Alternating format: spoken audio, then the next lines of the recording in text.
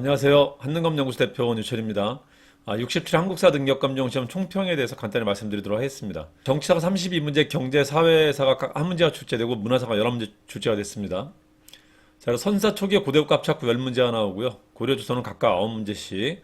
자, 그리고 근현대가 19문제가 나왔습니다. 총 문제는 3문제고요. 난이도를 보자면요. 상위권 학생들한테는 17번의 국자감 사료문제, 20번의 고려사 사료문제, 그리고 28번의 황사형 백서사건 순서문제, 그리고 30번의 조일통상장정 최애국대원 문제, 33번의 유경공원, 34번의 인물사 박정양, 42번의 정인보 조선학운동, 49번의 민청학령 사건 등이 점수에 영향을 줬을 것입니다.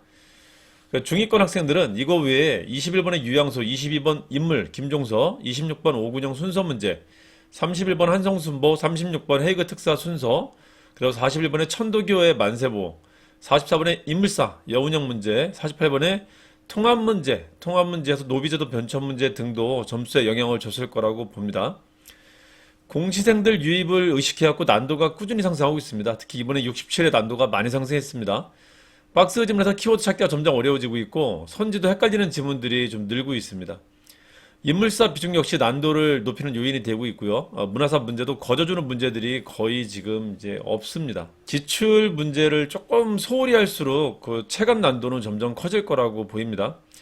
자, 그래도 다행인 것은 여전히 빈출 주제를 벗어나지는 않고 있습니다. 빈출 주제를 조금 심화시키는 방식으로 공부를 해주면 높아진 5cm의 벽도 가볍게 넘을 수 있을 거라고 봐요. 기출 해설지 잘 정리하고 네이버 스토어하고 한능검 단기 합격하기 카페에 올려놓을 테니 그 해설하고 한 줄 두 문자 꼭 익혀주세요. 두 문자가 의외로 난도 상승한 문제 풀기에 좋습니다. 한능검 출제 특징을 다시 한번 언급해 드릴게요. 한능검은 절대평가 문제입니다. 그래서 틀리라고 되는 문제가 아니에요.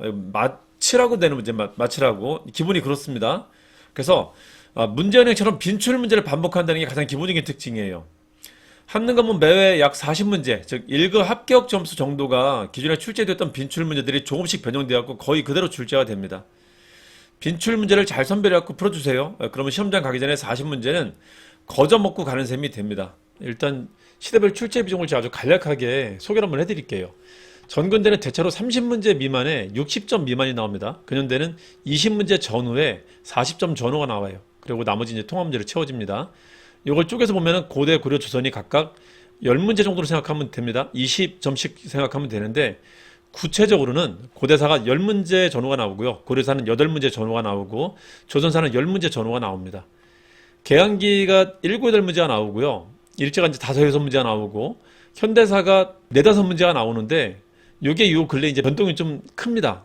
일제를 많이 내는 경향이 있고요. 현대사도 좀 많이 내는 경향이 있어요. 그게 이제 왔다 갔다 하다가 좀 적어지기도 하는 거예요. 구체적으로 한번 볼게요.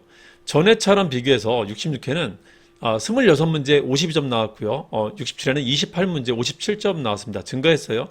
그 증가가 고대사가 증가합니다. 문제는 한 문제 증가했지만 점수가 4점이 증가합니다. 9문제에서 10문제로 17점에서 21점으로 4점이 증가합니다. 근현대가 감소합니다. 20문제에서 19문제로 점수는 38점에서 31점으로 감소합니다. 자, 계한기는 6문제에서 8문제로 큰 폭 증가합니다. 특히 점수가 많이 증가했어요. 11점에서 16점으로. 자, 현대가 많이 감소했고요. 6문제에서 3문제로 점수가 큰 폭 감소합니다. 12점에서 6점으로요. 통합 문제는 4문제 10점이 나왔는데 이게 특이한 겁니다. 대체로 3문제에서 6점 정도 나옵니다. 그래서 67에는 다시 3문제 한 6점 정도로 나옵니다. 큰 폭 감소했는데 이게 오히려 정상이다. 자, 근현대나 통합 문제는 최근 출제 비중이 변동을 많이 겪고 있는데 이걸 하나의 경향으로 보지 마세요. 그냥 왔다 갔다 하는 중이다 생각하시면 됩니다. 경향은 방금 말씀드린 요걸 경향으로 보시면 됩니다. 자, 주제별 비중 보시면은 정치사가 36문제 71점 나왔고요. 경제사회는 66회보다 좀 줄어 들어갔고 두 문제 한 문제밖에 안 나왔습니다. 점수도 2점 2점밖에 안 됐고요. 자, 문화사가 중요한데요. 문화사가 66회, 67회 둘 다 11문제가 나왔고 이건 26점, 25점이 나왔는데 전체 점수의 4분의 1을 차지한다는 거예요. 이게 되게 중요하니까 잘 기억해 두셔야 됩니다. 문화사 비중이 많이 떨어진 적이 있었는데 이게 지금 최근에 쭉 올라오고 있어요. 그게 7, 8문제로 자리 잡았다가 지금 10문제까지 이제 자리 잡은 겁니다. 이건 하나의 경향으로 보시면 됩니다.